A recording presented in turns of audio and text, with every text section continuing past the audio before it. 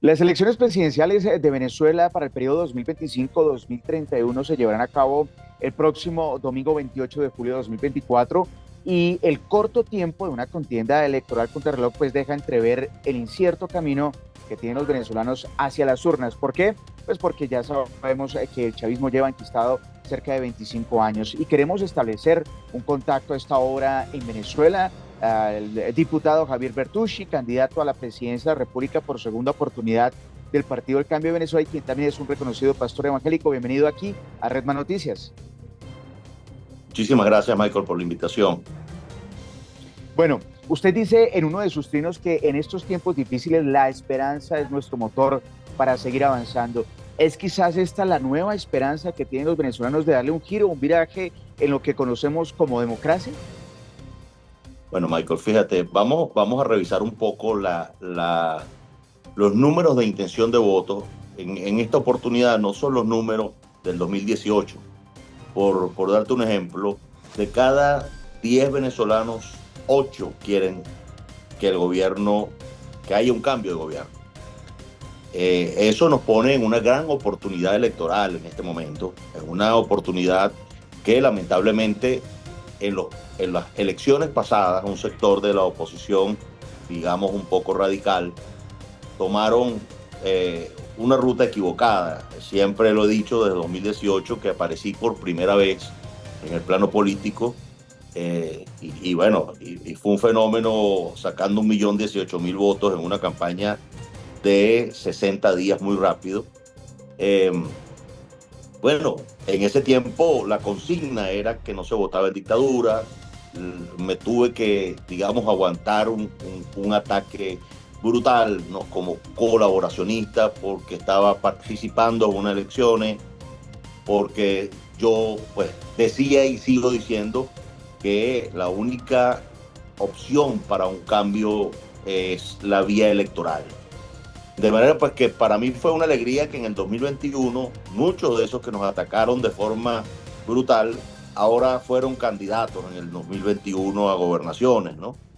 Pero bueno, se vuelve a presentar otra situación, una oposición dividida contra un gobierno monolítico, un gobierno que maneja un 20% de intención de voto, pero un 20% sólido, contra una oposición fragmentada, dividida, eh, propiciada por una posición radical que llama a grupos que no son los de ellos, los llaman colaboracionistas, alacranes, etcétera. Entonces creo que esa dinámica ha sido aprovechada por el gobierno de forma eficiente, ¿no? La división del voto, y otra cosa que aprovecha el gobierno y le va muy bien con esa estrategia es la abstención.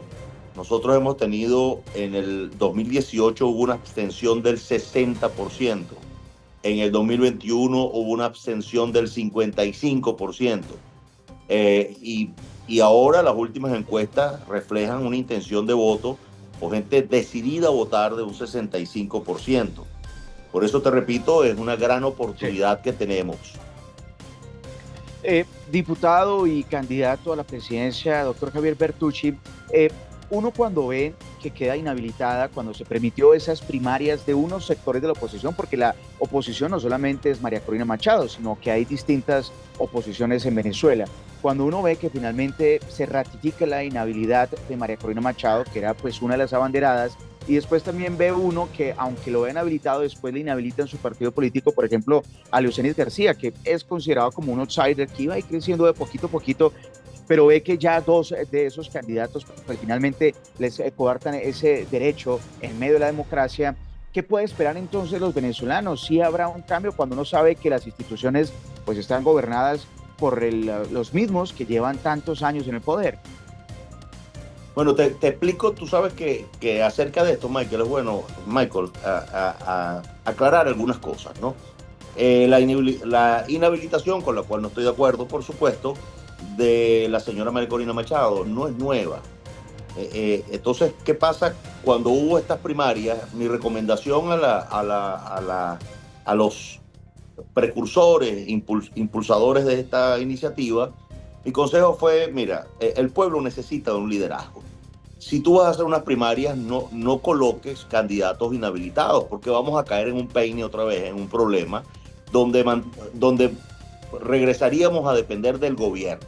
Entonces, bueno, ese fue un consejo. El segundo consejo que le di: no satanicen al CNE, porque tú no le puedes decir a los electores hoy que el CNE es Satanás y mañana decirle que vas a ir a elecciones con Satanás en el medio. Entonces es contradictorio, es incoherente y termina produciendo una gran decepción en el electorado. Ahora, te repito, las inhabilitaciones no me parecen ni democráticas ni idóneas a una democracia. Entonces, pero hay realidades, está inhabilitada. Entonces, me parece que debimos haber escogido para poner en la parrilla de candidatos personas que sí pudieran ser candidatos, que pudieran concretar una candidatura cuando se abriera el tiempo de postulación, como ocurrió hace algunos días, y pudieran pasar, digamos, ese obstáculo y convertirse en verdaderos candidatos para que pudiera el elector apretar el botón y votar por él. Bueno, no se hizo. Ganó una persona que lamentablemente tiene una inhabilitación y es de esperarse que el gobierno no la iba a habilitar, como tampoco a Enrique Capriles lo habilitó. Cierto. Sin embargo, Leocenis, del cual me está hablando, sí lo habilitaron para cargos de elección popular. ¿Cuál fue el problema? Y por eso entré en este punto de aclararte. El partido de Leocenis García se llama Pro Ciudadano y ese partido no logró en las últimas elecciones 2021 la votación mínima para poder habilitarse, de manera que él tenía dos opciones. La primera de ellas era habilitarse bajo una serie de normativas, recoger firmas, etcétera, cosas que no solicitó, y lamentablemente al final del día el CNE, como a ellos, se lo hizo al MAS. Y te explico cómo funciona esto. Mi partido sacó más del 1% en 12 entidades o 2 estados. Si tú sacas el ejemplo de MAS, sacó 200,000 votos, pero sus votos estuvieron solamente en 3 o 4 estados. El resto del estado no hubo votos para el partido. Entonces son mecanismos ya que todos los que hemos, digamos, competido en elecciones los conocemos, ¿no? Entonces, ¿por qué digo esto? Porque sí, es cierto que el gobierno tiene una hegemonía del poder en el país, pero también no quiero que se exagere o se lleve a explotar desinformación de lo que ocurrió. Sí es cierto, el partido no fue habilitado, pero habían partidos habilitados. Leocenis pudo haber fácilmente negociado con algún partido y su candidatura hubiese pasado sin problema. Sin problema, porque él está habilitado para ser candidato. Sí, te digo, mi caso particular, a mí 3 organizaciones me ofrecieron apoyarme, cosa que no acepté porque son organizaciones que no tienen organización, valga la redundancia, ni tampoco tienen padrón, ni tienen votos, pero tienen un partido habilitado. Entonces, bueno, me parece innecesario, porque estas negociaciones siempre pasan por peticiones incómodas, y yo dije, no, yo solamente voy a ser postulado por mi partido. De manera que estos 5 o 7 organizaciones estaban buscando un candidato que postular. Mi pregunta aquí ahora, Leocenis, que lo conozco, nos conocemos bastante, pudo haber tomado una vía de esta. No creo que haber hecho tanto alarde de que no me permitieron inscribirme, creo que no está correcto. Y te digo esto porque mi trabajo ahora como candidato es tratar de dar la mayor potabilidad al CNE, porque yo estoy interesado en que los electores vayan a votar. Hay múltiples actividades donde se asegura que todo el mecanismo y los procesos están adecuados y que están correctos.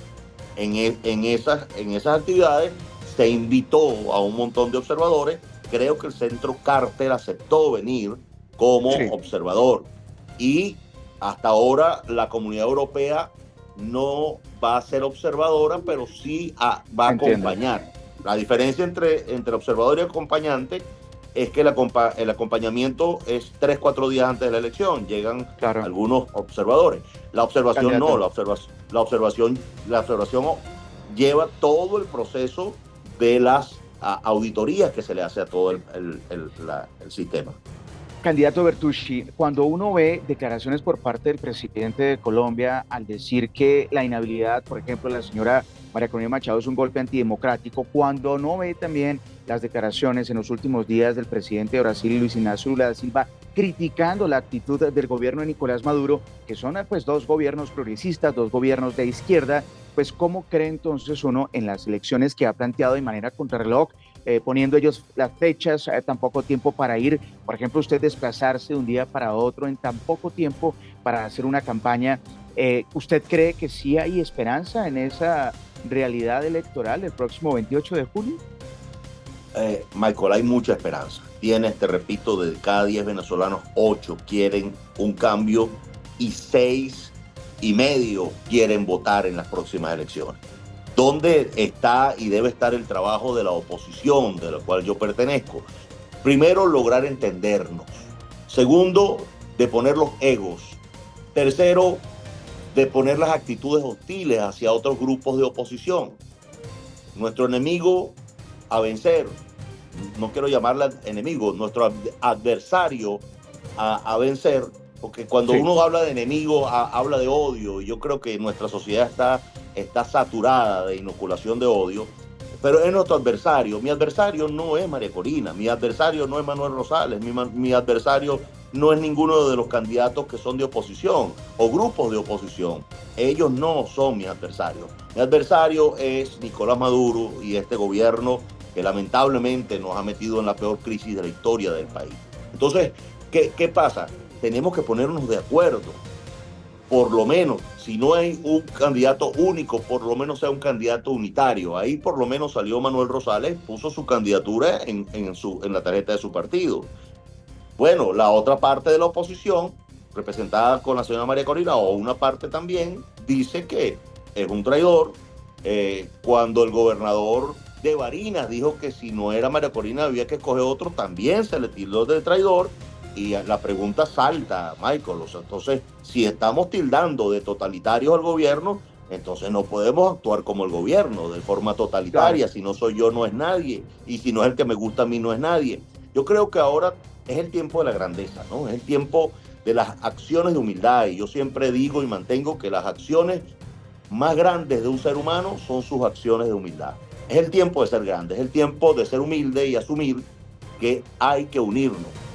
Asumir que juntos podemos hacerlo, asumir que cada uno de nosotros somos necesarios y contamos para una victoria contra este gobierno, y organizarnos primero con el padrón electoral en cuanto a la defensa del voto, y segundo, tratar de conseguir la candidatura más potable, pero no solamente la más potable para el electorado, digamos la más competitiva, la que tiene el mejor planteamiento, las mejores habilidades verbales, el mayor carisma, etcétera, que nos pueda poner en una victoria, y que ese candidato se comprometa seriamente a hacer un gobierno de amplia base. ¿Qué significa eso? Un gobierno donde todos aparezcan en la foto, donde todos los partidos participantes se sientan parte de un gobierno incluyente. Hoy el máximo responsable del gobierno de los Estados Unidos para los temas de América Latina, Ryan Nichols, ha advertido de las carencias democráticas que aún persisten, lo sabemos, desde hace décadas en Cuba, Nicaragua y Venezuela. Y en relación a nuestro vecino país, Venezuela, pues él hoy ha admitido que la inhabilitación de los candidatos y el aumento de la represión pues no permite albergar lo que usted nos ha insistido de la esperanza que hoy tienen los venezolanos de ese cambio estructural. Pero él dijo que aún queda un poco de tiempo para que el régimen de Nicolás Maduro pues cambie la ruta. Es decir, que sí estamos viendo algunos atisbos o algunas aproximaciones para lo que está necesitando de esa transición hacia la democracia. Bueno, fíjate, la inhabilitación de la señora María Corina no es nueva, Michael. Yo quiero, pues, primero aclarar que no es nueva. Eso no es que la inhabilitaron en estos días. No, esa inhabilitación tiene su tiempo. Por eso te digo, no me pareció sensato colocar candidatos inhabilitados en la parrilla de candidatos en las primarias. Número 2, Creo que el comentario del presidente Lula da Silva y el presidente Petro se refiere específicamente a la figura de Corina Lloris, que es la sustituta de la señora María Corina Machado. Entonces, y aquí voy con el punto. Bueno, el gobierno está cometiendo una injusticia enorme en no permitir que la señora María Corina Lloris, Corina Lloris se postule, siendo que creo hasta ahora que la tarjeta de la MUD y la tarjeta de Un Nuevo Tiempo quería postularla, hasta donde yo sé. Ahora bien, mi pregunta a todos los que puedan oír esta entrevista: ¿por qué, si no pasa la señora María Corina y la señora Corina, por qué no poner un candidato que ya pasó, que ya está admitido por el sistema del CNE? Yo creo que esto le sube el testigo al gobierno. O sea, claro, ya no es impedir que alguien se postule, sino un cambio de candidato que es posible y es legal según la ley orgánica electoral del país. Es posible.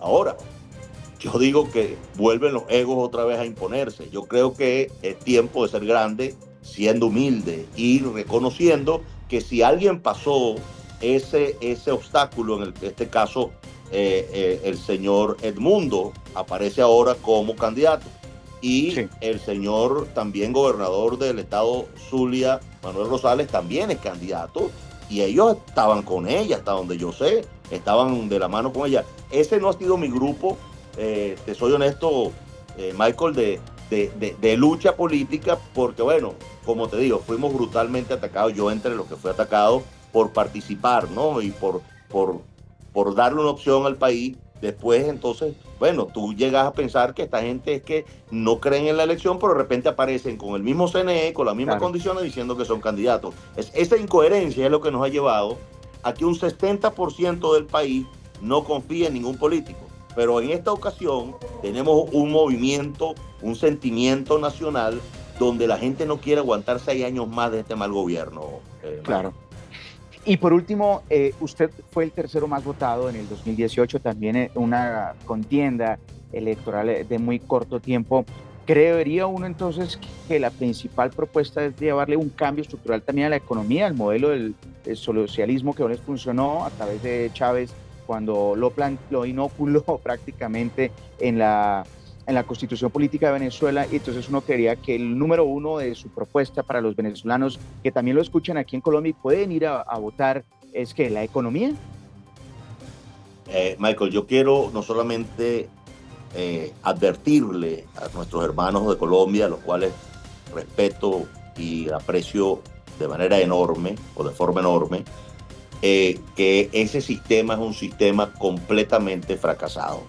En Venezuela fracasó del todo, y en cualquier país, te lo puedo asegurar, que trate de implementar este sistema económico con ideología política, va a fracasar rotundamente.